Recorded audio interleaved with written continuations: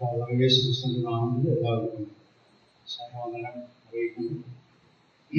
തുടർന്ന് നമുക്ക് ദൈവജ്ഞാനത്തിനായിട്ട് കടന്നുവരുവാൻ ഇടയായതുകൊണ്ട് നമുക്ക് ദൈവത്തെ സ്തുതിക്കാം.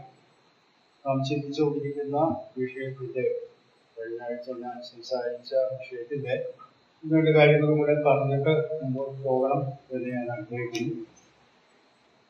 കഴിഞ്ഞ ആഴ്ച അത് അവസാനിപ്പിക്കണം എന്ന് വിചാരിച്ചതാണ്, എന്നാൽ അത് സാധിക്കാതെ പോയി. അതുകൊണ്ട് ആ കാര്യങ്ങളിലൂടെ ഓർപ്പിച്ച് പ്രത്യേകതയോട് ബന്ധപ്പെട്ടുള്ളതായ ആ ചിന്ത അവസാനിപ്പിക്കാൻ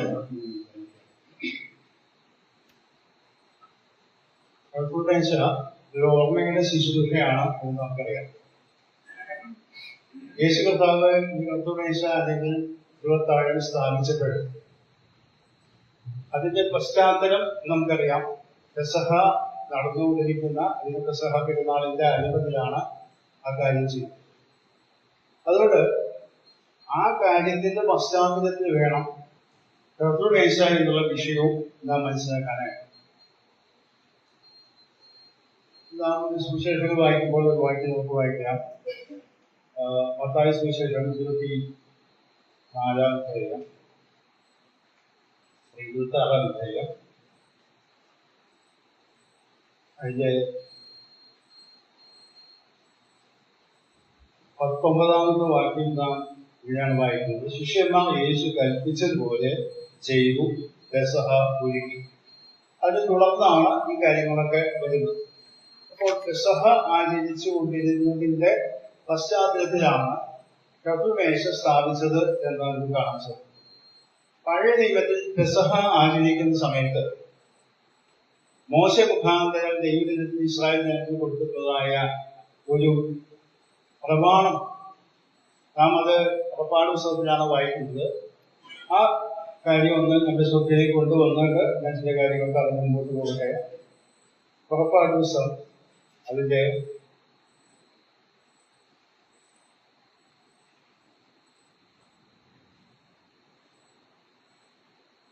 12-ാം അധ്യായം, പുറപ്പാട് പുസ്തകം 12-ാം അധ്യായത്തിന്റെ 14-ാമത്തെ വാക്യം നമുക്ക് വായിക്കാം. ഈ ദിവസം നിങ്ങൾക്ക് ഓർമ്മനാളായിരിക്കണം, നിങ്ങളത് യഹോവയ്ക്ക് ഉത്സവമായി ആചരിക്കണം. തലമുറ തലമുറയായി നിത്യനിയമമായി നിങ്ങളത് ആചരിക്കണം. അപ്പോൾ പെസഹ എന്നുള്ളത് ഇസ്രായേൽ ജനം ഇസ്രായേലിൽ നിന്ന് വിടുവിക്കപ്പെട്ടപ്പോൾ ആചരിച്ചതായ ആ കാര്യത്തിന്റെ ഓർമ്മ അവരെ വർഷം തോറും ഓർത്തുകൊണ്ടിരിക്കണം എന്ന് പ്രത്യേകിച്ച് പറഞ്ഞുകൊണ്ടാണ് ഈ കാര്യം. 13-ാം അധ്യായത്തിന്റെ 8-ാം വാക്യത്തിൽ നാം വായിക്കുന്നത് പുറപ്പാട് പുസ്തകത്തിന്റെ 13-ാം: ഞാൻ ഇസ്രായേലിൽ നിന്ന് പുറപ്പെടുമ്പോൾ യഹോവ എനിക്ക് വേണ്ടി ചെയ്ത കാര്യമാകുന്നു ഇങ്ങനെ ചെയ്യുന്നത് എന്ന് നീ ആ ദിവസത്തിൽ നിന്റെ മകനോട് അറിയിക്കണം. അപ്പോൾ ഇവിടെ പറയുന്നത് ഒരു തലമുറ കഴിഞ്ഞു, പിന്നെ മക്കള് ചോദിക്കുകയാണ് ഇത് എന്താ സംഭവം, എല്ലാ വർഷവും ഇതിനെ ആചരിക്കുന്നുണ്ടല്ലോ എന്ന് പറയണം. ഇത് ആ കാര്യം യഹോവ ചെയ്ത ആ കാര്യം നിമിത്തം ഞങ്ങൾ ആചരിക്കുന്നതാണ് എന്ന് പറയണം എന്ന്. കർത്താവ് തിരുവത്താഴം സ്ഥാപിക്കുമ്പോൾ ഏകദേശം സമാനമായ രീതിയിൽ ഒരു വാക്കാണ് അവർ ഉപയോഗിച്ചത്. എന്റെ ഓർമ്മയ്ക്കായി ചെയ്യുവിൻ എന്ന് പറഞ്ഞപ്പോൾ നീ അന്ന് ഞാൻ കഴിഞ്ഞ ദിവസങ്ങൾ അത് ഓർമ്മിക്കുണ്ടായി. പുതിയ നിയമം സ്ഥാപിച്ചതിന്റെ അടിസ്ഥാനത്തിൽ സ്ഥാപിക്കപ്പെട്ടതായ കർത്തൃമേശ തിരുവത്താഴ ശുശ്രൂഷ ഓർമ്മയുടെ ശുശ്രൂഷയാണ് എന്ന് പറയും. നാം അങ്ങനെയാണ് ആചരിക്കുന്നത്. അതിനെപ്പറ്റി നമുക്ക് സംശയമൊന്നുമില്ല. എന്നാൽ ചില ദുരുപദേശങ്ങൾ നമ്മുടെ നമ്മുടെ ക്രൈസ്തവ മതത്തിലൂടെ നമുക്കറിയാവുന്നതാണ്. ഞാൻ ഈ വിഷയത്തോട് ബന്ധപ്പെട്ടൊന്ന് ഓർമ്മിച്ച് പോകുന്നു എന്ന് മാത്രമേ ഉള്ളൂ. കത്തോലിക്കലാണ് വസ്തുമാറ്റം നടക്കുന്നു എന്ന് പറയുന്നത്. അതിൻ്റെ ന്യായങ്ങളൊക്കെ ഉണ്ട്. എന്നാൽ അങ്ങനെ ഒരു സംഭവം നാം വേദപുസ്തകത്തിൽ വായിക്കുന്നു. എന്നാൽ കത്തോലിക്കതല്ലാത്ത ചില വിഭാഗത്തിൽ, ലൂത്രൻ വിഭാഗം, അങ്ങനെ ചില വിഭാഗങ്ങളൊക്കെ പഠിപ്പിക്കുന്നത് കർത്തൃമേശയിൽ അപ്പവും പാനപാത്രവും അല്ലെങ്കിൽ വീഞ്ഞും നാം കഴിക്കുമ്പോൾ കർത്താവിന്റെ പ്രത്യേകമായ സാന്നിധ്യം അതിലുണ്ട് എന്ന് പഠിപ്പിക്കുന്ന ഒരു രീതി. അതും വേദപുസ്തകത്തിന്റെ കൂടുതലല്ല. അപ്പോസ്തലനായ പൗലോസ് 1 കൊരിന്ത്യർ 11-ാം അധ്യായത്തിൽ നാം വായിക്കുന്നുണ്ടല്ലോ, അവിടെ പറഞ്ഞു, എന്റെ ഓർമ്മയ്ക്കായി ഇത് ചെയ്യുവിൻ എന്ന് പറഞ്ഞാണ് ആ ശുശ്രൂഷ ഏൽപ്പിച്ചത്.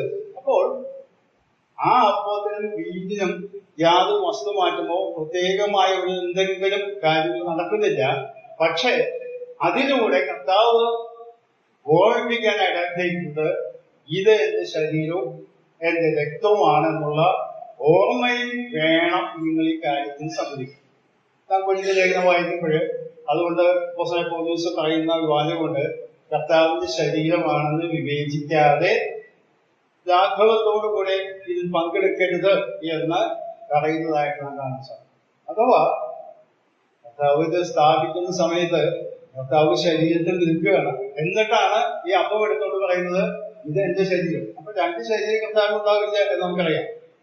അതിന്റെ അർത്ഥം ഇത് ആലങ്കാരിക ഭാഷയിൽ പറയുന്നത് കർത്താവിന്റെ ശരീരത്തെ ഓർമ്മിപ്പിക്കാനായിട്ടുള്ള ഒരു ശുശ്രൂഷയായിട്ട് മാത്രമാണ് ഇത് വെച്ചത്. അതേസമയം വളരെ ഗൗരവത്തോടുകൂടെ ഈ കാര്യം ചെയ്യണം എന്ന്. ഇത് ഒരു കാര്യം നാം മനസ്സിലാക്കേണ്ടത്, പലപ്പോഴും പലരും ഈ കർത്തൃമേശയെ സംബന്ധിക്കുന്ന ഒരു വികാരപരമായ താല്പര്യത്തോടുകൂടിയാണ് കാര്യങ്ങൾ ചെയ്യുന്നതായിട്ട് മനസ്സിലാക്കുന്നത്. എന്ന് പറഞ്ഞാൽ ഒരു വ്യക്തി വേറെ ഒരു സ്ഥലത്തേക്ക് പോവുകയാണെന്ന് പോകുമ്പോൾ അവർക്ക് വേണ്ടപ്പെട്ട ആളുകൾക്ക് അവർ ഓർമ്മയ്ക്കായി എന്തെങ്കിലും കൊടുക്കും. ഇവർ എന്തോ എന്നെ മറക്കരുത് കേട്ടോ എന്ന് പറഞ്ഞു കൊടുക്കുന്ന ഒരു കാര്യമുണ്ട്. അങ്ങനെ എന്നെ മറക്കരുത് എന്നുള്ളൊരു ആശയത്തിൽ ഒരു വികാരപരമായ സംഭവമായിട്ടല്ല കർത്തൃമേശ പറഞ്ഞത്. അതിൽ അന്തർലീനമായിട്ടുള്ളതായ ആത്മീക സത്യങ്ങൾ മനസ്സിലാക്കിക്കൊണ്ട് വേണം നാം കർത്തൃമേശ സംബന്ധിക്കും. നാം കഴിഞ്ഞ ആഴ്ച അത് ചിന്തിക്കുകയുണ്ടായി. കർത്തൃമേശ എന്ന് പറയുന്നത് നാം ചിന്തിക്കുമ്പോൾ പാപമോചനത്തിനായി ചൊരിയുന്നതും പുതിയ നിയമം സ്ഥാപിക്കപ്പെടുന്നതുമായ ശുശ്രൂഷയുടെ ഓർമ്മയാണ് അവിടെ കൊണ്ടുവരുന്നത്. കർത്താവ് സ്ഥാപിച്ചതായ കർത്തൃമേശയുടെ ആ അർത്ഥം നാം ആ നിലയിൽ ഉൾക്കൊള്ളും. മറ്റൊരു കാര്യം കൂടി ഞാൻ പറയാനായിട്ട് ആഗ്രഹിക്കുന്നത്, പഴയ നിയമ യാഗങ്ങളും പെസഹയും കർത്താവിന്റെ മനസ്സിലുണ്ട് ഈ കാര്യം സ്ഥാപിക്കും. തന്റെ യാഗം പരമമായ യാഗമാണ്. ഇനിയൊരു യാഗം ആവശ്യമില്ലാതെ ദൈവിക വെളിപ്പാട് പൂർണ്ണമായി അവിടെ ലഭിച്ചു കഴിഞ്ഞു. എന്നാൽ അതിനെ സൂചിപ്പിക്കുന്ന പഴയ നിയമ യാഗങ്ങളും പ്രത്യേകിച്ച് പെസഹ യാഗവും ഒക്കെ ഇതിന്റെ നിഴലുകളായിരുന്നു എന്നുള്ളതിന്റെ സൂചന കൂടെ കൊടുത്തിട്ടാണ് കർത്താവ് ശിഷ്യന്മാർക്ക് ഈ കാര്യങ്ങളെ ഏൽപ്പിക്കുന്നതായിട്ട് കാണാൻ സാധിക്കും. ഒരു കാര്യം കൂടെ ഇതോട് ബന്ധപ്പെട്ട് ഞാൻ പറയാനായിട്ട് ആഗ്രഹിക്കുന്നു. യോഹന്നാന്റെ സുവിശേഷം അതിന്റെ 18-ാം അധ്യായം അതിന്റെ 28-ാം വാക്യം ഒന്ന് വായിക്കും. പുലർച്ചയ്ക്ക് അവർ യേശുവിനെ കയ്യപ്പാവിന്റെ അടുക്കൽ നിന്ന് ആസ്ഥാനത്തിലേക്ക് കൊണ്ടുപോയി. തങ്ങൾ അശുദ്ധമാകാതെ പെസഹ കഴിപ്പാൻ തക്കവണ്ണം ആസ്ഥാനത്തിൽ കടന്നില്ല.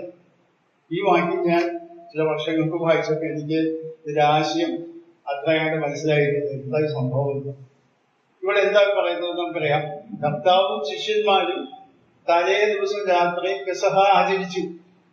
എന്നാൽ ഇവിടെ പറയുന്നത് യെരൂശലേമിലുള്ളതായ പുരോഹിതന്മാരും അല്ലെങ്കിൽ മഹാപുരോഹിതരും അല്ലെങ്കിൽ പുരോഹിതന്മാരും ഒക്കെ പെസഹ ആചരിച്ചിട്ടില്ല. പെസഹ അശുദ്ധമാകാതെ പെസഹ ആചരിക്കാനായിട്ട് അവരെ തന്നെ സൂക്ഷിച്ച് പീലാത്തോസിന്റെ ആസ്ഥാനത്തേക്ക് കടന്നില്ല.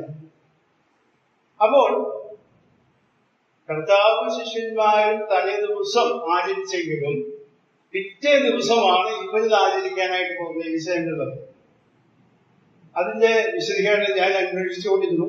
അപ്പോൾ എനിക്ക് ലഭിച്ചതായ വിശദീകരണം എന്ന് പറയുന്നത് 2 കാര്യങ്ങളാണ് അവിടെ പറയുന്നത്. ഒന്നുകിൽ ഗലീലക്കാരും യെരൂശലേമിലുള്ളവർ വ്യത്യസ്തമായ കലണ്ടറുകൾ ഉപയോഗിച്ചിട്ടാണ് ഒരു ദിവസത്തെ വ്യത്യാസമുള്ള കലണ്ടർ. നമുക്കറിയാം, ഈ മുസ്ലിം പെരുന്നാളുകൾ ശ്രദ്ധിച്ചാലറിയാം. മുസ്ലിം പെരുന്നാളുകള് ഡൽഹിയിലോ അല്ലെങ്കിൽ ഗൾഫ് രാജ്യങ്ങളിലൊക്കെ ചിലപ്പോൾ തലേ ദിവസമായിരിക്കും, ഇന്ത്യ കഴിഞ്ഞ് വേറെ ദിവസമായിരിക്കും. കാരണം ആ കലണ്ടർ അതിൻ്റെതായ സംവിധാനങ്ങളൊക്കെ വെച്ചു.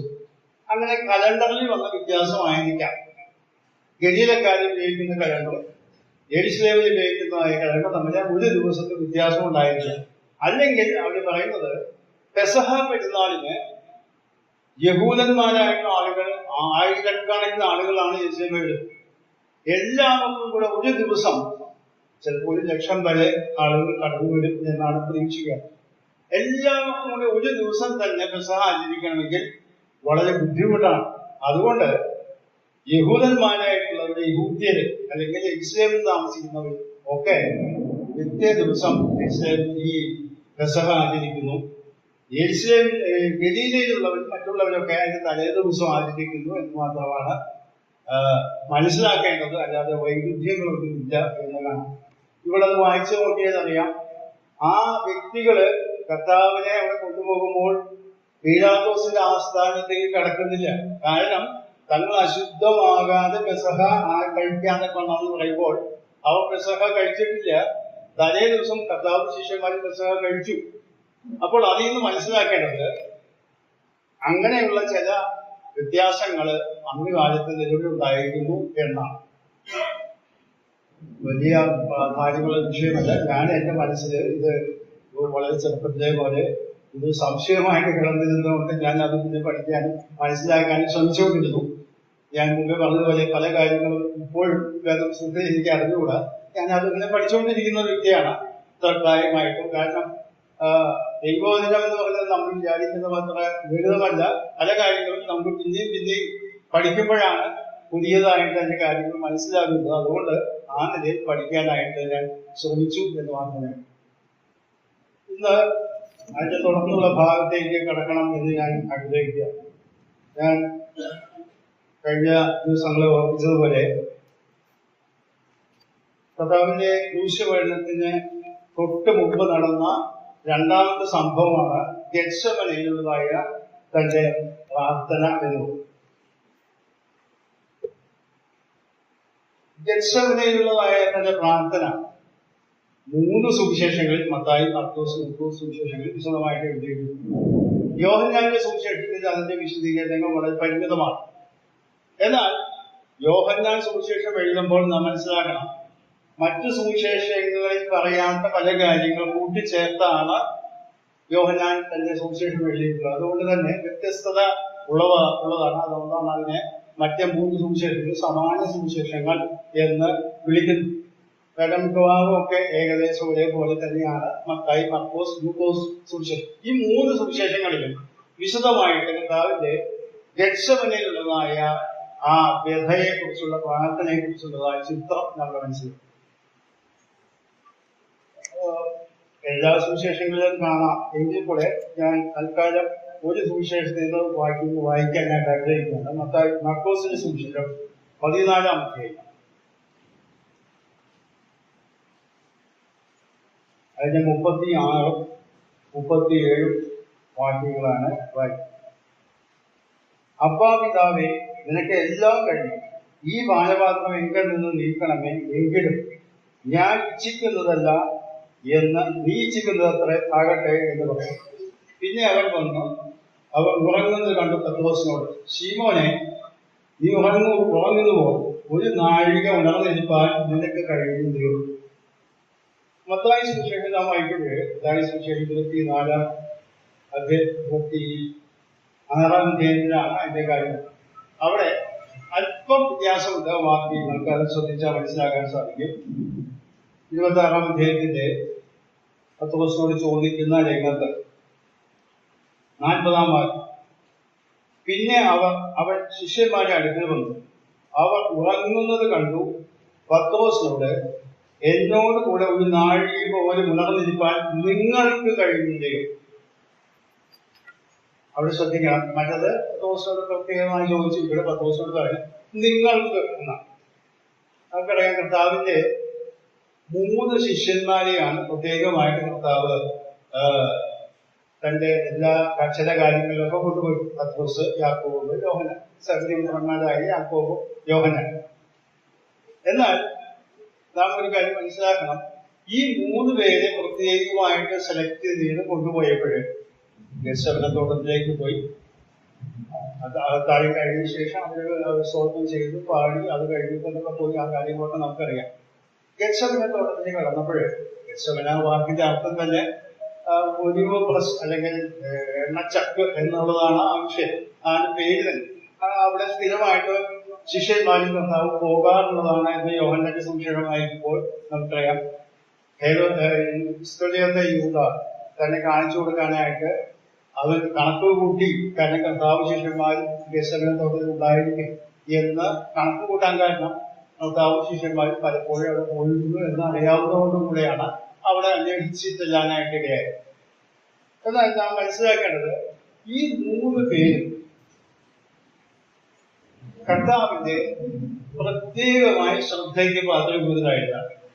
ഗെത്സമനെ കർത്താവ് പ്രാർത്ഥിക്കാനായിട്ട് ചിലപ്പോൾ ശിഷ്യന്മാരെ അവിടെ കൂട്ടി 3 പേരെ കൂട്ടിയിട്ട് കുറച്ച് അല്പം പോയി. അതിനുശേഷം അവരോട് പറഞ്ഞു, നിങ്ങൾക്ക് നമ്മൾ പ്രാർത്ഥിക്കണം എന്ന് പറഞ്ഞിട്ട് കർത്താവ് അല്പം കൂടി മുൻപോട്ട് പോയിട്ട് അവിടെ അതിവ്യഥയിലായി, പ്രാണവേദനയിലായി എന്നൊക്കെ പറഞ്ഞ് പ്രാർത്ഥിക്കുക. ആദ്യത്തെ പ്രാർത്ഥന കഴിഞ്ഞ് തിരിച്ചു വന്നപ്പോൾ ഈ ശിഷ്യന്മാർ ഉറങ്ങുന്നത് കണ്ട കർത്താവ് ചോദിച്ച വാക്യമാണ് നാം വായിച്ചത്. ഞാൻ ഈ വേദഭാഗം മനസ്സിലാക്കാനായിട്ട് ചോദിച്ചപ്പോൾ പത്രോസിനോടാണ് ചോദിക്കുന്നത്. കൂടെ പറയുന്നുണ്ട് നിങ്ങൾക്ക്. അപ്പൊ നിങ്ങൾക്കെന്ന് പറഞ്ഞ് യാക്കോബിനും യോഹന്നാനും 3 പേരും ഉണർന്നിരിക്കാൻ കഴിയാതെ ഉറങ്ങിക്കൊണ്ടിരിക്കുക. കർത്താവിൻ്റെതായ വ്യഥയെക്കുറിച്ചോ താൻ കടന്നു പോകുന്ന അഗ്നിപരീക്ഷയെക്കുറിച്ചോ യാതൊരു ബോധ്യമില്ലാതെ സാധാരണഗതിയിൽ അവിടെ ആയിരിക്കുക. നമുക്കറിയാം, പത്രോസ് തൊട്ട് മുൻപ് അവിടെ ആ ഇരുപത്താഴി കഴിഞ്ഞ ശേഷം കർത്താവ് പറയുകയുണ്ടായി, ഞാൻ ഇടയിലെ വെക്കും ആടുകൾ ചിതറിപ്പോകുമെന്ന് സെക്കൻഡിയ പുറകത്തുള്ള ഉദ്ധരണി അവിടെ പറഞ്ഞ സമയത്ത് പത്രോസ് എന്ന് പറഞ്ഞത്, ഇവരെല്ലാവരും കൈവിട്ടാലും ഞാൻ കർത്താവിന്റെ തലയിൽ പറയുകയില്ല, കൈവിടുകയില്ല. നിന്നോടുകൂടെ മരിക്കേണ്ടി വന്നാലും ഞാൻ ഇവിടൊക്കെ പോകും. ആ പറഞ്ഞ പത്രോസാണ് ഇവിടെ കിടന്നുറങ്ങുന്നതെന്ന് മനസ്സിലാക്കി. പത്രോസിനെ പിടിച്ചാൽ, കർത്താവിനെ പിടിച്ചാൽ അതിന്റെ കൂടെ മരിക്കാൻ പോലും തയ്യാറായ പത്രോസ് കർത്താവ് അതിവ്യഥയിലായിരുന്നപ്പോൾ തന്റെ കൂടെയുള്ളതായ സ്നേഹിതന്മാരായ അല്ലെങ്കിൽ ശിഷ്യന്മാരായ ഈ 3 വ്യക്തികൾക്ക് കർത്താവിന്റെ ഈ സാഹചര്യത്തിൽ മാനസികമായ ഒരു സപ്പോർട്ട്, പിൻബലം കൊടുക്കാനായിട്ട് ഉദ്ദേശിക്കപ്പെട്ട വ്യക്തികള് ഇപ്പോൾ നിസ്സംഗരായിട്ട് ഉറങ്ങുന്ന കാര്യമാണ് കർത്താവ്. അപ്പൊ അതിൽ നിന്ന് പത്രോസിനോട് ചോദിക്കുമ്പോൾ പത്രോസ് മനസ്സിലാകണം, പത്രോസിന് നീ കുറച്ച് നേരത്തെ പറഞ്ഞതാ, ഞാൻ മരിക്കേണ്ടി വന്നാലും ഇവരൊക്കെ തള്ളി പറഞ്ഞാലും ഞാൻ ഉണ്ടായിരിക്കും എന്ന് പറഞ്ഞ ആള് ഇപ്പോ യാതൊരു ബോധ്യവും. രണ്ടാമത്തെ കാര്യം, യാക്കോബ് യോഹന്നാൻ. നമുക്കറിയാം, കർത്താവ് തന്റെ മരണത്തെ കുറിച്ചും അല്ലെങ്കിൽ കുരിശീകരണത്തെ കുറിച്ചും ഒക്കെ പറയുന്ന സമയത്ത് വളരെ നേരത്തെ തന്നെ പറഞ്ഞിരുന്ന 2 വാക്കുകളും എന്താണെന്ന് പറയാം, എനിക്കൊരു സ്നാനം ഏൽക്കാൻ. സ്നാനം എന്ന വാക്കുകൊണ്ട് നമുക്കറിയാം എന്താണ് ഉദ്ദേശിക്കുന്നത്. സ്നാനം എന്ന് പറഞ്ഞാൽ വെള്ളത്തിൽ മുഴുവനായിട്ട് മുങ്ങുക എന്നാണ്. അപ്പോൾ കർത്താവ് സ്നാനം എന്ന വാക്കുകൊണ്ട് ഉദ്ദേശിക്കുന്നത് എന്താണെന്ന് അറിയാമോ? പൂർണ്ണമായും താൻ മുഴുവനായിട്ട് ഒരു വലിയ ന്യായവിധിയുടെ അവസ്ഥയിൽ കൂടെ കടന്നു പോകാൻ പോകുന്നു, അത് ഞാൻ മുമ്പിൽ കാണുന്നു എന്നുള്ളതായ ബോധ്യയോടുകൂടെ ആണ് ഈ വാക്ക് പറഞ്ഞത്. നമുക്ക് ആ വാക്യം ഒന്ന് വായിക്കാം.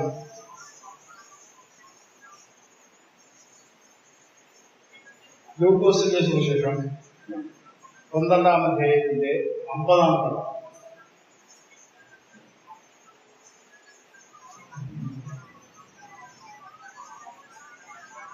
എങ്കിലും എനിക്കൊരു സ്നാനം ഏൽപ്പാനുണ്ട്, അത് കഴിയുവോളം ഞാൻ എത്ര ഞെരുങ്ങും. ശ്രദ്ധിക്കുക, കർത്താവ് പറഞ്ഞ വാചകം എനിക്കൊരു സ്നാനം ഏൽക്കാനുണ്ട്. വളരെ നേരത്തെ പറയുന്നതാണ്, ക്രൂശിലേക്ക് പോകുന്നതിന് മുമ്പോ ഗെത്സമനയിലേക്ക് പോകുന്നതിന് മുമ്പേ പറയുന്നതാണ്.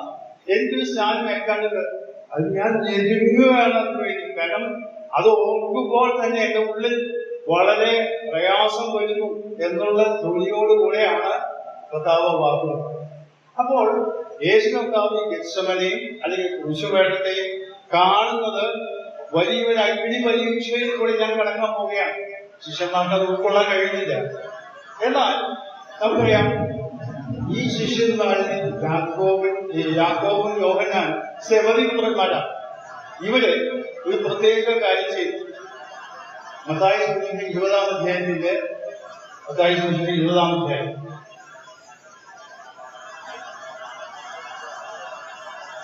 അതിന്റെ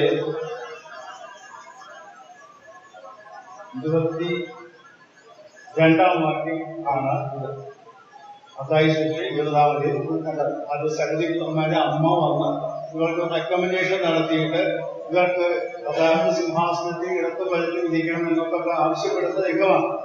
അപ്പോൾ കർത്താവ് ഇവരോട് ചോദിക്കുന്ന ഒരു വാക്യം, യേശു അതിന് ഉത്തരമായ യേശു, നിങ്ങൾ യാചിക്കുന്നത് ഇന്നത് എന്ന് നിങ്ങൾ അറിയുന്നില്ല. ഞാൻ കുടിപ്പാനിരിക്കുന്ന പാനപാത്രം നിങ്ങൾക്ക് കുടിപ്പാൻ കഴിയുമോ എന്ന് ചോദിച്ചു. അപ്പൊ ശ്രദ്ധിക്കുക, കർത്താവ് ഇവരൊരു പ്രത്യേക റിക്വസ്റ്റുമായിട്ടാണ് കടന്നത്.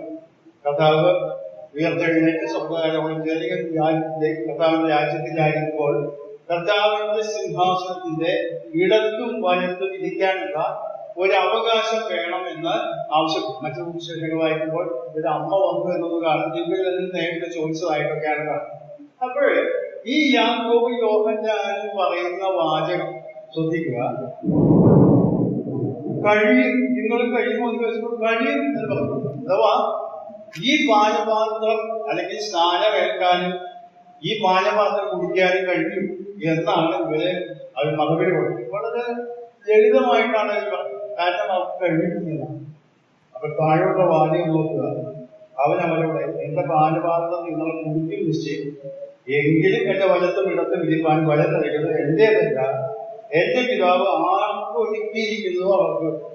എന്ന് പറഞ്ഞാൽ സ്ഥാനങ്ങൾക്ക് വേണ്ടി ഇവിടെ കഷ്ടത അനുഭവിക്കാതെ, കർത്താവിനോട് കഷ്ടം അനുഭവിക്കാതെ സ്ഥാനങ്ങൾ ലഭിക്കണം എന്നുള്ള ആഗ്രഹത്തിൽ പറയുന്ന അതിനുശേഷമാണ് ശിഷ്യന്മാരോട് കർത്താവ് പറയുന്നത്, ജാതികളാണ് ഈ നിലയിൽ കാര്യങ്ങൾ അന്വേഷിക്കുന്നത്, നിങ്ങൾ എല്ലാവരെയും ശുശ്രൂഷക്കാരനാകണം.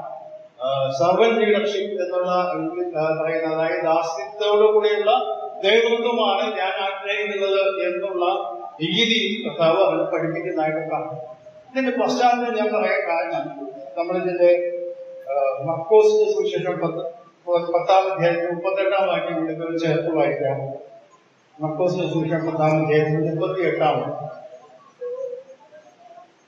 യേശു അവരോട്, നിങ്ങൾ യാചിക്കുന്നത് ഇന്നതെന്ന് അറിയുന്നു, ഞാൻ കുടിക്കുന്ന പാനപാത്രം കുടിപ്പാനും ഞാൻ ഏൽക്കുന്ന സ്നാനമേൽപ്പാനും നിങ്ങൾക്ക് കഴിയുമോ എന്ന് ചോദിച്ചതിന് കഴിയും എന്ന്. രണ്ട് വാക്കുകളാണ് ഇവിടെ കർത്താവ് ഉപയോഗിക്കുന്നത് തന്റെ ക്രൂശുമരണത്തോടും ഈ ഗെത്സമനി അനുഭവത്തോടും. ഒന്ന് സ്നാനം എടുക്കുക, രണ്ട് പാനപാത്രം കുടിക്കുക. ഇതിന്റെ ഗൗരവം തീരെ ഉൾക്കൊള്ളാത്ത ഈ യാക്കോബ് യോഹന്നാൻ എന്ന് പറയുന്നോ, ഞങ്ങൾക്ക് കഴിയും, ഇതൊക്കെ ഞങ്ങൾ സാധിക്കും, ഞങ്ങൾ അതൊക്കെ തയ്യാറാണ്. ഇങ്ങനെ പറഞ്ഞതായ ഈ യാക്കോബ് യോഹന്നാനുമാണ് ഗെത്സമനിയിൽ കർത്താവ് അതിഗംഭീരനായി പ്രാണവേദനയിലായി സുവിശേഷം വായിച്ചാൽ അവന്റെ വിയർപ്പ് നിലത്തിൽ വീഴുന്ന വലിയ ചോരത്തുള്ളി പോലെ ആയി എന്ന് പറഞ്ഞ് കഠിനമായ മരണത്തിലൂടെ കടന്നു പോകുമ്പോഴും ഉറങ്ങാനായിട്ട് കിടക്കുന്നത്. എന്ന് പറഞ്ഞാൽ ഒരു ചെറിയ ഈ പരീക്ഷ നേരിട്ടപ്പോൾ അല്ലെങ്കിൽ വൃദ്ധ നേരിട്ടപ്പോൾ കർത്താവിനോടൊപ്പം നിൽക്കാൻ കഴിയാതെ വളരെ നിസ്സംഗരായി ഉറങ്ങുന്നതായ യാക്കോബ്. ഞാൻ പറയാൻ ഉദ്ദേശിച്ചത്, കർത്താവ് കടന്നു പോകാൻ പോകുന്നതായ സ്നാനം അല്ലെങ്കിൽ പാനപാത്രം കുടിക്കാൻ പോകുന്ന പാനപാത്രം, അതിന്റെ ഗൗരവം ഈ ശിഷ്യന്മാർക്ക് തീരെ ഉൾക്കൊള്ളാനായിട്ട് കഴിയുന്നു. എന്താണ് കർത്താവ് പറഞ്ഞിട്ടാണ്? കർത്താവിന്റെ നമുക്കറിയാം ആ പ്രാർത്ഥന വിഷയം. ഇത് വളരെ നേരത്തെ തന്നെ പറഞ്ഞ സംഭവങ്ങളാണ്. കർത്താവ് ഗെത്സമനയിൽ പോകുന്നതിന് മുമ്പും അല്ലെങ്കിൽ കർത്താവ് ക്രൂശിലേക്ക് പോകുന്നതിന് മുമ്പും വളരെ നേരത്തെ പറഞ്ഞ കാര്യമാണ്. എനിക്ക് സ്നാനം എടുക്കാനൊക്കെ അനുമതിയാൻ ഇറങ്ങുന്നു. ഞാൻ പറഞ്ഞത് യോഹന്നാന്റെ സുവിശേഷത്തില് ഈ ഗെത്സമനെ കുറിച്ചുള്ളതായ ചിത്രം അവിടെ ഇല്ല. പക്ഷെ അതിന് സമാനമായ ഒരു ചിത്രം അവിടെ കാണാൻ സാധിക്കും. യോഹന്നാന്റെ സുവിശേഷം 12-ാമത്തെ അതിന്റെ 27-ാം വാക്യം. യോഹന്നാന്റെ സുവിശേഷം 12-ാമത്തെ 27-ാം വാക്യം. ഇപ്പോൾ എന്റെ ഉള്ളം കലങ്ങിയിരിക്കുന്നു. ഞാൻ എന്ത് പറയും? പിതാവേ, ഈ നാഴികയിൽ നിന്ന് എന്നെ രക്ഷിക്കണമേ. എങ്കിലും ഇത് നിമിത്തം ഞാൻ ഈ നാഴികയിലേക്ക് വന്നിരിക്കുന്നു. യോഹന്നാൻ ഗെത്സമനെ കുറിച്ചുള്ള ചിത്രങ്ങളെ വലിച്ചു കാണിക്കുന്നില്ലെങ്കിൽ, പ്രാർത്ഥനയൊന്നും കാണിക്കുന്നില്ലെങ്കിൽ സമാനമായ ഒരു അനുഭവമാണ് അവിടെ ചിത്രീകരിക്കുന്നത്. എന്താ പറയുന്നത്? എന്റെ ഉള്ളം കലങ്ങിയിരിക്കുകയാണ്. ഏത് ക്രൂശീകരണത്തിന്റെ ചിത്രം തന്റെ മനസ്സിൽ കൂടെ കടന്നുപോയിക്കൊണ്ടിരിക്കുകയാണ്. അതിന്റെ ഗൗരവം ഉൾക്കൊണ്ടുകൊണ്ട് കർത്താവ് പറയുകയാണ്, ഞാൻ എന്തു പറയും? പിതാവേ, ഈ നാഴികയിൽ നിന്ന് എന്നെ രക്ഷിക്കണം. അടുത്ത വാചകം നമ്മുടെ മലയാളം തർജ്ജമയിൽ അത് ശരിയായ എന്താ വന്നിട്ടുള്ളത്. അതിന്റെ ആശയം ഇങ്ങനെയാണ്: എങ്കിലും ഇത് നിമിത്തം എന്നല്ല, അല്ല, ഇതിനു വേണ്ടിയാണല്ലോ ഞാൻ ഈ നാഴികയിലേക്ക് വന്നു എന്ന് പറഞ്ഞാൽ അതിന്റെ ഭീകരത മനസ്സിലാക്കിയ കർത്താവ് പറയുകയാണ്, എന്റെ ഉള്ളം കലങ്ങിയിരിക്കുകയാണ്. പിതാവേ, എന്നെ നിന്ന് വിടുവിക്കണം. ഈ അനുഭവത്തിൽ കൂടെ കടന്നു പോകുക എന്നുള്ള ഭീകരമാണ്. അപ്പോൾ എന്നാൽ അത് തയ്യാറായി കഴിഞ്ഞതായ ഒരു പുത്രനെയാണ് നാം നേരത്തെ തന്നെ കാണുന്നത്. പിന്നീടാണ് ഗെത്സമനയുടേതായ അനുഭവത്തിലേക്ക് കർത്താവ്. ഞാൻ പറയാൻ ഉദ്ദേശിച്ചത്, ഗെത്സമനയിലെ പ്രാർത്ഥന നടക്കുന്നതിന് വളരെ മുൻപേ തന്നെ കർത്താവിന്റെ ദൃഷ്ടിയിൽ ക്രൂശുമരണം എന്നുള്ളത് പറയുന്ന അതിന്റെ ഭീകരതയോടുകൂടെ തന്റെ മനസ്സിലുണ്ടായിരുന്നു. തന്റെ ശിഷ്യന്മാരുടെ പങ്കുവച്ചു. എന്നാൽ ശിഷ്യന്മാർക്ക് അത് അതിന്റെ ഭീകരതയോ അതിന്റെ ഗൗരവമോ ഉൾക്കൊള്ളാൻ കഴിയാത്ത രീതിയിലുള്ള അവസ്ഥയിലായിരുന്നു. അതുകൊണ്ടാണ് കർത്താവ് പറഞ്ഞത്, ഇവിടെ വാർത്ത എന്നോടുകൂടെ ഉണർന്നിരിക്കുക, പ്രാർത്ഥിക്കുക. എന്നിട്ട് പത്രോസിനോട് പറഞ്ഞു. എന്താ പറയുന്നത്? പത്രോസിനോട് ഗെത്സമനയിൽ വെച്ച് കർത്താവ് പറഞ്ഞു, ജഡം ബലഹീനമാണ്, ആത്മാവ് ഒരുക്കമുള്ളതാണ്, പരീക്ഷയിലൊക്കെ പ്രാർത്ഥിപ്പാൻ ഉണർന്നിരുന്ന് പ്രാർത്ഥിക്കുക എന്ന് പറഞ്ഞുകൊണ്ടാണ് പിന്നെ പോകുന്നത്. ഞാൻ ചോദിക്കട്ടെ, കർത്താവായ യേശു ക്രിസ്തു ഗെത്സമന തോട്ടത്തിലോ അല്ലെങ്കിൽ ക്രൂശുമരണത്തിലോ അനുഭവിക്കാൻ വേണ്ടിയല്ലേ ഭൂമിയിലേക്ക് അവതാരം ചെയ്തത്? നമുക്കറിയാം, യേശു കർത്താവ് ഭൂമിയിലേക്ക് വന്നത് തന്നെ പാപികളുടേതായ പരിഹാരത്തിനായിട്ട്, പാപബോധത്തിനായിട്ട്, മരണം അനുഭവിക്കാൻ വേണ്ടി തന്നെയാണ് താൻ ഭൂജാതനായത്. തന്റെ ജനനത്തിന്റെയും അല്ലെങ്കിൽ അവതാരത്തിന്റെയും ഉദ്ദേശം തന്നെ ക്രൂശുമരണമാണ്, പാപവിഹാരം വെളിപ്പെടുത്തുക എന്നുള്ളതാണ്. എന്നാൽ ഇപ്പോൾ താൻ ഗെത്സമനയിൽ വന്നപ്പോഴേ കർത്താവ് പ്രാർത്ഥിക്കുന്ന രംഗം നാം ശ്രമിക്കുക. ലൂക്കോസിന്റെ സുവിശേഷത്തിലെ വാക്യം ഒന്ന് വായിക്കാം. ലൂക്കോസിന്റെ സുവിശേഷം 22-ാം അധ്യായത്തിലെ 42 മുതൽ നാം വായിക്കുന്നത് ഇങ്ങനെയാണ്: പിതാവേ, നിനക്ക് മനസ്സുണ്ടെങ്കിൽ ഈ പാനപാത്രം എങ്കിൽ നിന്ന് നീക്കണം. എങ്കിലും എന്റെ ഇഷ്ടമല്ല, നിന്റെ ഇഷ്ടം നടക്കട്ടെ ആകട്ടെ എന്ന് പറഞ്ഞു. അവനെ ശക്തിപ്പെടുത്തുവാൻ സ്വർഗ്ഗത്തിൽ നിന്ന് ദൂതൻ അവനെ പ്രത്യക്ഷനായി. പിന്നെ അവൻ പ്രാണവേദനയിലായി അതിശ്രദ്ധയോടെ പ്രാർത്ഥിച്ചു. അവന്റെ നിയമ്പ് നിരത്തിൽ വീഴുന്ന വലിയ സോഴത്തിനെ പോലെ ആയി. അവൻ പ്രാർത്ഥന കേട്ട് എഴുന്നേറ്റ് ശിഷ്യന്മാരെ അടുപ്പിച്ചു. അവർ വിഷാദത്താൽ ഉറങ്ങുന്നത് കണ്ടു. അപ്പോൾ ശ്രദ്ധിക്കുക, ഇവിടെ ഇത്രയും അതിബന്ധമായ രസകരമായ ഇവിടെ വായിക്കുന്നത്, അവൻ പ്രാണവേദനയിലായി അതിശ്രദ്ധയോടെ പ്രാർത്ഥിച്ചു. എന്താണ് ഇത്രമാത്രം വ്യഥയും വേദനയും ഉണ്ടാകുവാനുള്ള കാര്യം? നമുക്കറിയാം, അപ്പോസ്തലപ്രവൃത്തിയിൽ വായിച്ചാൽ ആദ്യത്തെ രക്തസാക്ഷിയായ സ്തെഫാനോസ് കല്ലെറിഞ്ഞ് കൊല്ലപ്പെടുകയാണ്. കല്ലെറിഞ്ഞ് കൊല്ലപ്പെടുമ്പോൾ അവൻ പ്രാർത്ഥിക്കുന്നത്, കർത്താവേ, ഇവർക്ക് പാപം നിർത്തരുതേ എന്ന് പറഞ്ഞുകൊണ്ടാണ്. അപ്പോ കർത്താവിന്റെ ശിഷ്യൻ അല്ലെങ്കിൽ കർത്താവിനെ അനുഗമിച്ച സ്തെഫാനോസിന് മരണത്തെ രക്തസാക്ഷി പറയുന്നത് ഭിന്നതയോടുള്ള നേതാളാണ്. പിന്നീട് ചരിത്രം നാം വായിച്ചാല് പല രക്തസാക്ഷികളും വളരെ ദാരുണമായ രീതിയിൽ കൊല്ലപ്പെട്ടവരായിട്ടുണ്ട്. എന്നാൽ അവരൊക്കെ വളരെ സന്തോഷത്തോടെയും സമാധാനത്തോടു കൂടെയാണ് കർത്താവിന് വേണ്ടി മരിക്കുവാൻ ധൈര്യത്തോടുകൂടിയാണ് നേരിടുന്നത്. അപ്പോൾ ഇതുപോലെ വിഷമിക്കുന്ന ഒരു കർത്താവിനെ എങ്ങനെ കർത്താവിൽ നിന്ന് ഊർജം പ്രാപിച്ച് അല്ലെങ്കിൽ പ്രചോദനം പ്രാപിച്ച് ഇവർക്ക് ആ മരണത്തെ അഭിമുഖിക്കാൻ കഴിയും? അതേസമയം ആ കർത്താവിലൂടെ അതിലധികം പ്രാർത്ഥിക്കാൻ കഴിയുമെങ്കിൽ ഈ പാനപാത്രം ചെയ്യുന്നതിനെ മർക്കോസിന്റെ സുവിശേഷത്തിൽ വായിച്ചത് അബ്ബാപിതാവെ, അതായത് പിതാവിന് പിതാവിനോട് മകൻ നിലവിളിക്കുന്നത് അയ്യോ അപ്പച്ച കഴിയുമെങ്കിൽ ഈ പാനപാത്രങ്ങൾ നീക്കണം എന്ന് പറഞ്ഞ് പ്രാർത്ഥിക്കാനുള്ള കാരണം.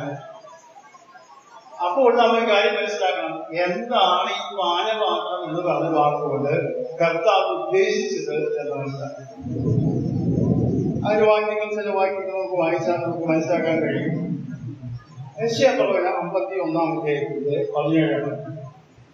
യശയ്യാപ്രവചനം 51-ാം അധ്യായത്തിന്റെ 17.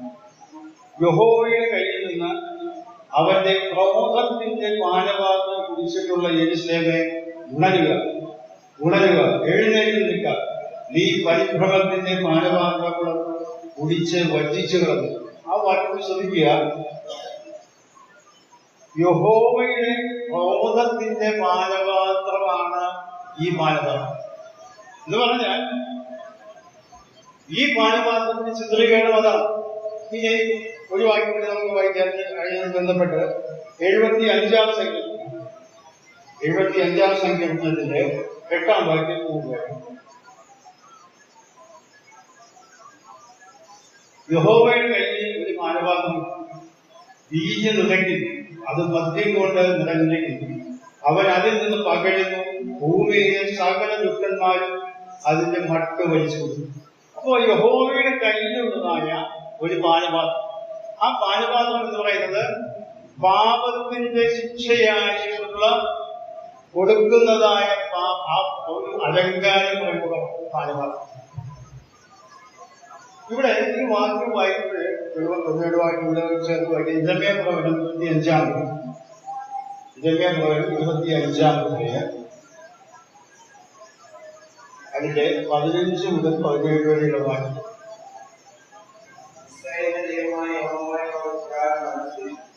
ഈ ക്രോധം എന്ന പാനപാത്രം എന്റെ കയ്യിൽ നിന്ന് വാങ്ങി ഞാൻ നിന്നെ അയക്കുന്ന ജാതികളൊക്കെ കുടിപ്പിക്കാം.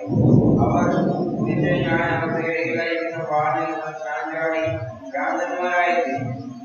അങ്ങനെ ഞാൻ പാനപാത്രം യഹോവയുടെ കയ്യിൽ നിന്ന് വാങ്ങി യഹോവ എന്നെ അയച്ച സകല ജാതികളെ കുടിപ്പിച്ചു. ഇവിടെ ശ്രദ്ധിക്കുക, അത് ഭാഷാപ്രയോഗം. യഹോവയുടെ കയ്യിലുള്ള ക്രോധമദ്യം നിറഞ്ഞ പാനപാത്രം കുടിക്കുന്നതായ വ്യക്തികൾക്കുണ്ടാകുന്ന അവസ്ഥ പ്രധാനമായി. അവർ കുടിച്ച് ഞാൻ അവരുടെ അയക്കുന്ന വാൾ നിമിത്തം ചാഞ്ചാടി ഭ്രാന്തന്മാരായി എന്ന് പറഞ്ഞാൽ മദ്യപാനികളായിട്ടുള്ള ആളുകൾ മദ്യം കുടിച്ച് ആകെ അലസരായി യാതൊരു ദിക്കിന്റെ കാര്യങ്ങളില്ലാതെ അഴിച്ചു കുടിച്ച് നടക്കുന്ന ഒരു അവസ്ഥയിലേക്ക് ചെല്ലുന്ന മാനസിക അവസ്ഥയാണ് ഇവിടെ പറയുന്നത്. ഈ പാനപാത്രം എന്ന് പറയുന്നത് സർവലോകത്തിന്റെയും പാപത്തിന്റെ ശിക്ഷയായിരിക്കുന്ന ദൈവക്രോധത്തിന്റെ പാനപാത്രമാണ് ഈ പാനപാത്രം. കർത്താവ് കുടിക്കാനായിട്ട് വളരെ വൈവിധ്യം കാണിച്ച, അല്ലെങ്കിൽ ആരെയും ശങ്കിച്ചതായ, മാറ്റാനായിട്ട് ആഗ്രഹിച്ചത് ദൈവക്രോധത്തിന്റെ പാനപാത്രമാണ്, പാപത്തിന്റെ ശിക്ഷയായിരിക്കുന്ന പാനപാത്രം. വെളിപ്പാട് പുസ്തകത്തിലേക്ക് വരുമ്പോൾ വായിക്കാം. വെളിപ്പാട് പുസ്തകം 14-ാം അധ്യായത്തിന്റെ 10-ാം വാക്യം ഇങ്ങനെ വായിക്കുന്നു. ദൈവകോപത്തിന്റെ പാത്രത്തിൽ കലർപ്പില്ലാതെ പകർന്നിരിക്കുന്ന ദൈവക്രോധ മദ്യം കുടിക്കേണ്ടി. ഇത് ഭാവിയിൽ സംഭവിക്കാൻ പോകുന്ന കാര്യമായിട്ടാണ് എഴുതിയിരിക്കുന്നത്. അവിടെ ശ്രദ്ധിക്കുക, ദൈവകോപത്തിന്റെ പാത്രത്തിൽ കലർപ്പില്ലാതെ പകർന്നിരിക്കുന്ന ദൈവക്രോധ മദ്യം കുടിക്കേണ്ടി. അപ്പോൾ ഈ പാനപാത്രം എന്ന് പറയുന്നത് ദൈവത്തിന്റെ പാപത്തിനെതിരെയുള്ള ശിക്ഷയുടെ ചിത്രമായിട്ടാണ് കാണുന്നത്. കർത്താവ് നമുക്കറിയാം പാപം ചെയ്യാത്ത വ്യക്തിയാണ്, പാപമില്ലാതെ ഭൂമി ജനിച്ചവനാണ്, പാപത്തിൻ്റെതായ യാതൊരു കാര്യങ്ങളും ഏശാത്ത വ്യക്തിയാണ്. ഈ വ്യക്തി പാപത്തിന്റെ ശിക്ഷയായിരിക്കുന്ന ദൈവക്രോധ മദ്യം കുടിക്കേണ്ടി വരുന്നു എന്നുള്ളത് തന്റെ മനസ്സിൽ വന്നപ്പോഴാണ് യശവന തോട്ടത്തിൽ താൻ ഇത്രയും വിഷമിച്ചുകൊണ്ട് പറഞ്ഞത് ഈ പാനപാത്രമാണ്. ഇത് പറഞ്ഞാൽ നാം അതിന്റെ ഗൗരവം മനസ്സിലാക്കണം. അതായത് ഈ പാനപാത്രം കുടിച്ചാൽ അവൻ്റെതായ എല്ലാ കാര്യങ്ങളും നിസ്സഹായനായി നാം വായിച്ചതുപോലെ ചാഞ്ചാടും ഭ്രാന്തന്റെ പോലെ ആകുന്ന കഠിനമായ അനുഭവങ്ങളിൽ കൂടെ കടന്നുപോകും. മാത്രമല്ല, ഈ പാനപാത്രം ദൈവക്രോധമതി കുടിക്കുമ്പോൾ ദൈവത്തിൻ്റെതായ കൂട്ടായ്മയിൽ നിന്ന് അവർ വേർപെടേണ്ടി വരും. പാപത്തിന്റെ ശിക്ഷ അതാണല്ലോ. നമുക്കറിയാം, 2 തെസ്സലോനിക്കർ 1-ാം അധ്യായത്തിൽ നമുക്ക് വായിക്കാം. 2 തെസ്സലോനിക്കർ 1-ാം അധ്യായം അതിന്റെ 10-ാം വാക്യം. 2 തെസ്സലോനിക്കർ സുവിശേഷം അനുസരിക്കാത്തവർ കർത്താവിന്റെ സന്നിധാനവും അവന്റെ വല്ലഭത്വത്തോടു കൂടിയ മഹത്വവും വിട്ടകന്ന് നിത്യനാശമെന്ന ശിക്ഷാവിധി അനുഭവിക്കും. ഇവിടെ ശിക്ഷാവിധി എന്ന് പറയുന്നതിന്റെ ഒരു വിശദീകരണം നൽകുന്നത് എന്താ? ദൈവമായിട്ടുള്ളതായ കൃത്യമായ വേർപാട് വരാൻ പോവുകയാണ്. അപ്പോൾ കർത്താവ് ഗെത്സമനയിൽ പ്രാർത്ഥിക്കുന്ന സമയത്ത് ആ പാനപാത്രം എന്താണെന്ന് കർത്താവിന്റെ മുമ്പിൽ കാണാൻ സാധിക്കുന്നു. പാപത്തിൻ്റെതായ ശിക്ഷയായിരിക്കുന്ന ദൈവബോധം അഥവാ നരകയാതനയുടേതായ ആ അനുഭവത്തിൽ കൂടെ നാം കടക്കാൻ പോവുകയാണ്. മാത്രമല്ല, ഇതുവരെയും പിതാവും ഞാനും ഒന്നാണെന്ന്, എപ്പോഴും എന്റെ കൂടെ പിതാവുണ്ടെന്ന് ഞാനും പിതാവ് ഒന്നിച്ചാണ് കാര്യങ്ങൾ ചെയ്യുന്നത് എന്ന് അവകാശപ്പെട്ടിരുന്ന കർത്താവ് പിതാവുമായുള്ള ബന്ധം വിച്ഛേദിക്കാൻ പോവുകയാണ്. ഈ അനുഭവത്തെ മുന്നിൽ കണ്ടുകൊണ്ടാണ് കർത്താവ് പറയുന്നത് കഴിവെങ്കിൽ പാനപാത്രം. മനുഷ്യരായി നമുക്കത് പൂർണ്ണമായി ഉൾക്കൊള്ളാൻ കഴിയുന്നില്ല. കാരണം പത്രോസിനും യാക്കോബിനും യോഹന്നാനും ഈ കാര്യം പറഞ്ഞപ്പോൾ അവര് പറഞ്ഞു, ഞങ്ങൾ കുടിക്കും, നിശ്ചയമായിട്ട് ഞങ്ങൾ കുടിക്കും എന്നൊക്കെ പറഞ്ഞു. പക്ഷെ അവർക്ക് അത് അനുഭവിക്കാൻ കഴിയും. ഞാൻ പറയാൻ ഉദ്ദേശിച്ചത്, രക്തസാക്ഷികളായ ആളുകൾ കർത്താവിന് വേണ്ടി മരിച്ചപ്പോൾ സന്തോഷത്തോടെ മരിച്ചതിന്റെ കാരണം അവര് നേരിട്ടതായ അനുഭവങ്ങളെല്ലാം തന്നെ മനുഷ്യന്റെ പക്ഷത്തുള്ളതായ ആക്രമണമാണ്. എന്നാൽ യേശുക്രിസ്തു അനുഭവിക്കാൻ പോകുന്നത് മനുഷ്യന്റെ പക്ഷത്തുള്ള അനുഭവങ്ങൾ മാത്രമല്ല, ദൈവത്തിന്റെ പക്ഷത്തുള്ളതായ ശിക്ഷാവിധിയും കൂടെ വന്നു ചേർന്ന് ഞെരുങ്ങാൻ പോകുന്ന ഒരവസ്ഥയാണ്. പാപത്തിന്റെ ശിക്ഷാവിധി നാം 5-ാമത്തെ വായിക്കുന്നു. പാപമറിയാത്തവനെ നാം അവന് ദൈവത്തിന്റെ നീതിയാക്കണമെങ്കിൽ അവൻ നമുക്ക് വേണ്ടി പാപമാക്കി, അല്ലെങ്കിൽ പാപിയുടെ സ്ഥാനത്ത് നിന്നുകൊണ്ട് പാപത്തിന്റെ ശിക്ഷ ഏറ്റെടുക്കുമ്പോൾ മനുഷ്യരുടേതായ ഇടപാടുകളും പ്രയാസങ്ങൾ അനുഭവിക്കുമ്പോൾ ഒരു വശത്ത്, മറുവശത്ത് ദൈവികമായ ശിക്ഷാമതി, ദൈവത്തിൻ്റെതായ വേർപാടും അനുഭവിക്കുന്ന ആ വലിയ രംഗമാണ് കർത്താവ് ആ ഗെത്സമനയിൽ തന്റെ മുന്നിൽ കണ്ടത്. അത് കണ്ടപ്പോൾ താൻ പാപം ചെയ്യാത്തവനാണ്, പാപം തന്നെ ഇല്ലാത്തവനാണ്. അങ്ങനെ ഇരിക്കുമ്പോൾ പാപമില്ലാത്ത തന്റെ മനസ്സ്, തന്റെ ദേഹി അല്ലെങ്കിൽ ഉള്ള് പിടഞ്ഞുപോയി. കാരണം പ്രേമോ, പാപത്തിൻ്റെതായ സകല ശിക്ഷയും വഹിക്കണം. മനുഷ്യരായ ദൈവത്താൽ കൈവിടപ്പെട്ടവനായിട്ട് ആ ക്രൂശിൽ യാഗമായി തീരുന്നു എന്നുള്ളതായ ആ ചിത്രം മനോമുഖത്തിൽ കഴിഞ്ഞപ്പോഴേ കർത്താവിനെ അത് ഉൾക്കൊള്ളാൻ വളരെ ബുദ്ധിമുട്ടായിപ്പോയി. ഇതിന് വേണ്ടിയാണ് കടന്നു വന്നത് ശരിയാണെങ്കിൽ കൂടെ ആ ഗെത്സമന തോട്ടത്തിൽ കർത്താവ് അനുഭവിച്ച യാതന മനുഷ്യന്റെ ഭാവനയിൽ ഉൾക്കൊള്ളാനായിട്ട് കിട്ടുന്നത്. അതുകൊണ്ടാണ് ഞാൻ പറഞ്ഞത്, പത്രോസിനും യാക്കോബിനും യോഹന്നാനും ഈ കാര്യത്തെക്കുറിച്ച് മുന്നറിയിപ്പ് ലഭിച്ചിട്ടും അതൊക്കെ ഞങ്ങൾ സഹിക്കാം എന്നൊക്കെ പറഞ്ഞ ആളുകളാണെങ്കിലും അവരവിടെ നിസ്സംഗനായിട്ട് കിടന്നു പോവുക. കാരണം മനുഷ്യന് പാപയായ ഞാൻ നിങ്ങളൊക്കെ പാപത്തിൽ ജനിച്ചവരാണല്ലോ. അവർക്ക് ആർക്കും ഇത് ഉൾക്കൊള്ളാൻ കഴിയുന്നതല്ല. പിതാവായ ദൈവം അയച്ച പുത്രൻ തമ്പുരാൻ മാത്രമേ ഇത് പൂർണ്ണമായ രീതിയിൽ ഉൾക്കൊള്ളാൻ കഴിയും. താൻ പോലും അതിൻ്റെതായ ഗൗരവം ഉൾക്കൊണ്ടപ്പോൾ പറഞ്ഞത് അവിടെ കഴിയുമെങ്കിൽ പാനപാത്രം ഏകരുമെങ്കിൽ. ഞാൻ ഈ ഭാഗം ചിന്തിച്ചപ്പോൾ ഇന്ന് ചിന്തിക്കുന്നതായിരുന്നു, മനുഷ്യന്റെ പാപത്തിന്റെ ശിക്ഷ ഇത്രയും കഠോരമാണെന്നും ഗൗരവമാണെന്നും പലപ്പോഴും നാം ഓർക്കാറുണ്ട്. വിശുദ്ധനായ ദൈവത്തിന് പാപത്തെ ശിക്ഷിക്കാതെ, നീതിമാനായ ദൈവത്തിന് പാപിയെ ശിക്ഷിക്കാതെ അവരെ സ്നേഹിക്കാനോ ഉൾക്കൊള്ളാനോ കഴിയുന്നത് നാം 2-5 അധ്യായത്തിൽ വായിക്കുന്നുണ്ടല്ലോ. ദൈവം ലോകത്തിന്റെ പാപങ്ങളെ കണക്കിടാതെ ക്രിസ്തുവിലൂടെ തന്നോട് നിരപ്പിച്ചു എന്നാണ്. അപ്പോൾ ദൈവം ലോകത്തിന്റെ പാപത്തെ കണക്കിട്ടില്ല. ആ കണക്കിടാത്ത പാപം മുഴുവനായിട്ട് കർത്താവിന്റെ കഴിച്ചു. നാം പലപ്പോഴും ആ വാക്യങ്ങൾ വായിക്കുമ്പോൾ വളരെ സാധാരണ വായിക്കുക. സർവ്വലോകത്തിന്റെ പാപം ചുമന്ന് മരിച്ചു എന്നൊക്കെ പറഞ്ഞാല്, അല്ലെങ്കിൽ പാപത്തിന്റെ ശിക്ഷ അനുഭവിച്ചു എന്ന് പറഞ്ഞാല് പലപ്പോഴും നാം മനസ്സിലാക്കി മരിച്ചു എന്ന് മാത്രമാണ്. എന്താ പ്രിയമുള്ളവരെ, കർത്താവിന്റെ ഈ പ്രാർത്ഥനയിൽ, ഗത്സമനയിലെ പ്രാർത്ഥന നാം വിചിന്തനം ചെയ്താല് നമുക്ക് കാണാൻ കഴിയുന്നത് പാപം എന്ന് പറയുന്നത് ദൈവസന്നിധി വളരെ ഗൗരവമായ വിഷയമാണ്. പാപിയെ ആ നിലയിൽ നീതിമാന് ആയ ദൈവത്തിന് അംഗീകരിക്കാൻ കഴിയില്ല. പാപത്തിന് ശിക്ഷ കൊടുക്കാതെ നീതിമാനായ ദൈവത്തിന് തന്റെ സ്വഭാവം തെറ്റിച്ചുകൊണ്ട് സ്നേഹത്തെ പ്രകടിപ്പിക്കാൻ കഴിയുകയില്ല. അതുകൊണ്ട് ദൈവം തന്നെ മനുഷ്യനായിട്ട് കടന്നു വന്ന് പുത്രനിലൂടെ പാപത്തെ വഹിക്കാൻ മനുഷ്യ രൂപമെടുത്ത് ഈ പാപത്തിന്റെ ശിക്ഷ വഹിച്ച് ക്രൂശിൽ മരിക്കാൻ. ആ ചിത്രം ക്രൂശിൽ മരിക്കുന്നതിന് മുൻപേ തന്നെ തന്റെ മനസ്സിൽ വന്ന ആ ചിത്രമാണ് ഗത്സമനയിൽ താൻ ആ പാനപാത്രം മാറ്റണം എന്ന് പറഞ്ഞ് നിലവിളിക്കുന്നത്. ആ ഭാഗം വായിച്ചാൽ കർത്താവ് ഇത്രയും മനോവ്യഥയിൽ കൂടി കടന്ന് എന്റെ ഉള്ള മരണവേദന പോലെ അംഗീകൃതമായിരിക്കുന്നു.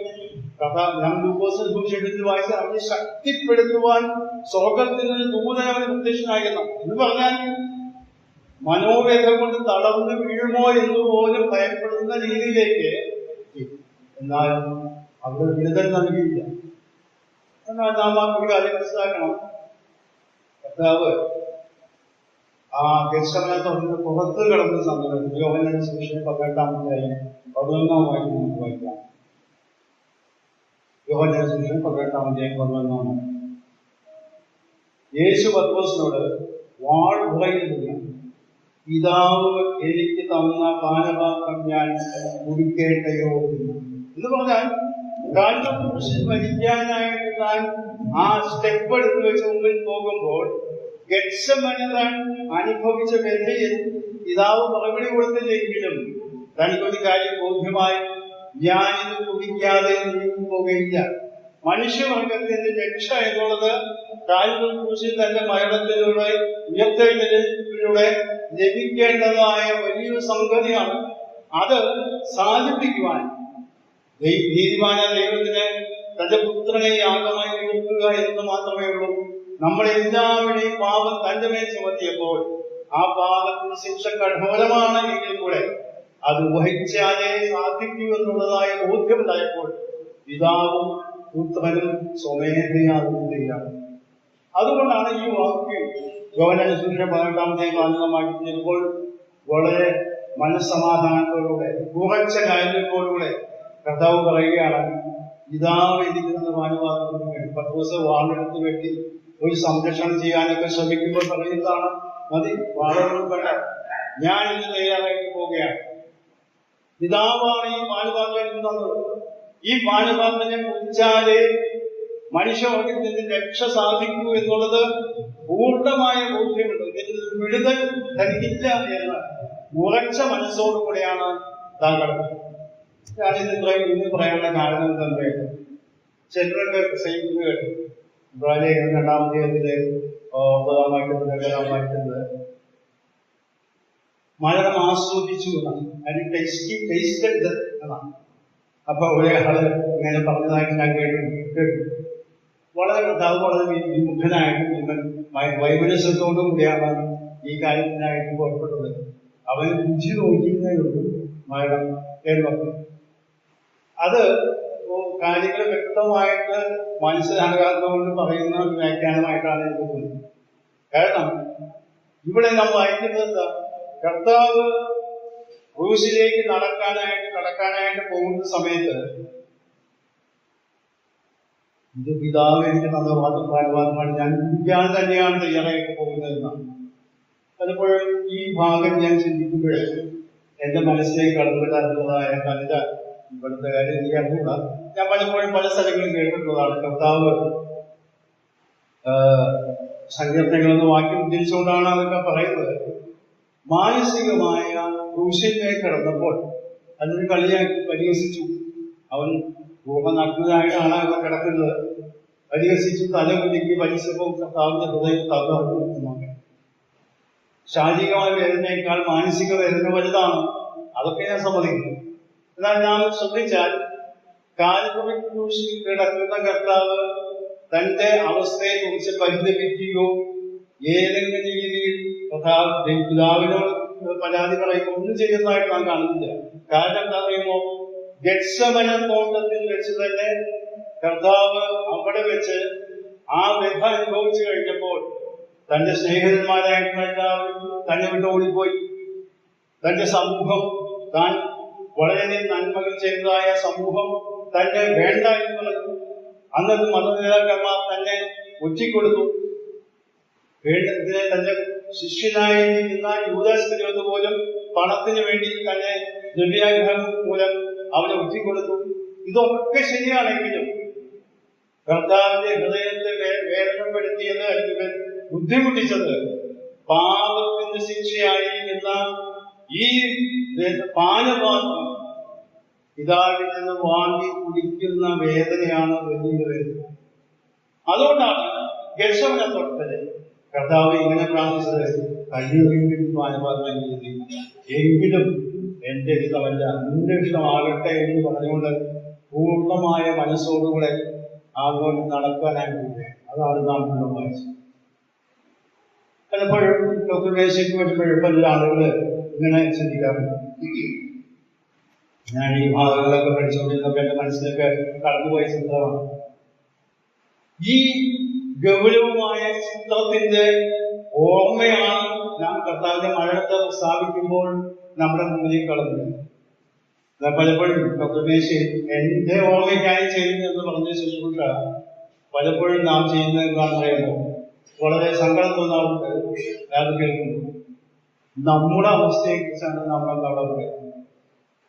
കർത്താവിനെ ഓർക്കുവാനും കർത്താവിന്റെ മരണത്തെ പ്രസ്താവിക്കാൻ ചെന്ന് നിൽക്കുന്ന ആ സമ്മർദ്ദ ധ്യാനം എന്ന് പറയുന്നത് ഞാൻ പറയുന്നു, ഞാൻ ഭാവിയായിരുന്നു, ഇപ്പോൾ ഞാൻ ദൈവത്തിന് മകനായി തീർന്നു, ഞാൻ വളരെ സന്തോഷിക്കുന്നു, ദൈവം എനിക്ക് ചെയ്ത വലിയ അത്ഭുതം ദൈവത്തെ സ്തുതിക്കുന്നു. അപ്പോൾ ആരെയാണ് ഓർക്കുന്നത്? നമ്മളെയാണ് നമ്മൾ ഓർക്കുന്നത്.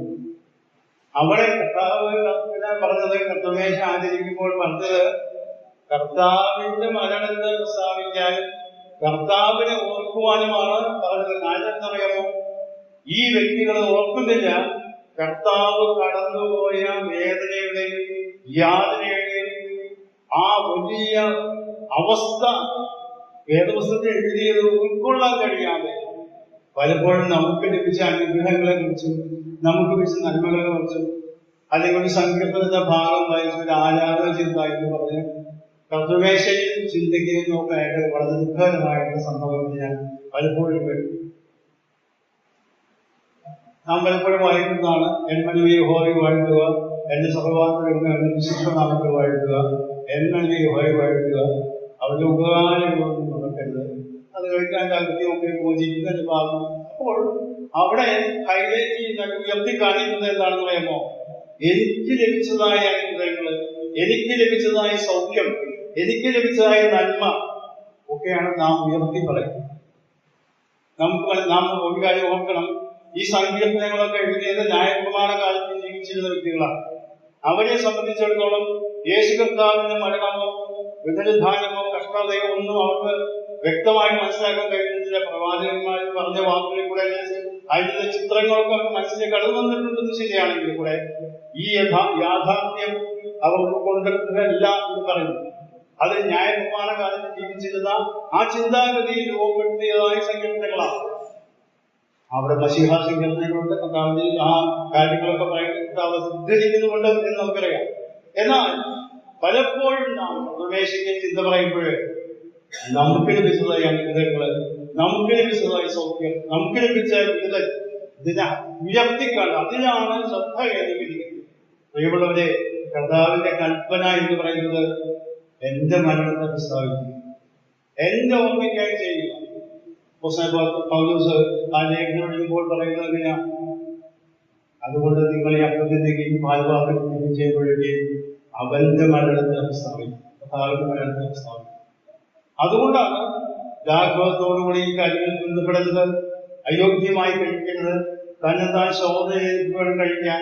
കാരണം കർത്താവിന്റെ ശരീരത്തെ പ്രതിനിധാനം ചെയ്യുന്ന, സൂചിപ്പിക്കുന്ന ആ അപ്പവും പാനപാത്രം വളരെ ഗൗരവത്തോടുകൂടെ കർത്താവിന്റെ ശരീരത്തെയാണ് സൂചിപ്പിക്കുന്നത്. ഓർമ്മയിൽ നാം പങ്കെടുക്കണമെന്ന് അപ്പോസ്തലനായ പൗലോസ് ആ ലേഖനത്തിൽ എഴുതാക്കാൻ.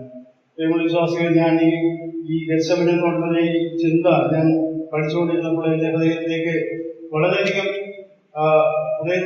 ചിന്തകൾ കടന്നു വന്നു. ഇത്രയും ഗൗരവമായ ഒരു കാര്യമായിരുന്നു എന്റെ പാപം, നമ്മുടെയൊക്കെ പാപം. നാം വിചാരിക്കുന്നത് കർത്താവ് ക്ഷമിച്ചു വന്നു കൂശി. നാം പ്രിയമുള്ള വിശ്വാസികളെ നാം മനസ്സിലാക്കണം, നാം നരകത്തിൽ നിന്ന് വിടുവിക്കപ്പെടുവാൻ വേണ്ടി ആ നരകയാതനയുടെ അനുഭവത്തിൽ കൂടെ ദൈവത്തിന്റെ ക്രോധമധ്യം എന്ന പാനപാത്രം കുടിച്ചതിന് ശേഷമാണ് കർത്താവ് ഈ രക്ഷ നമുക്ക് സാധിച്ചത്. അതുകൊണ്ട് നാം കർത്തൃമേശ ആചരിക്കുമ്പോൾ വളരെ വളരെ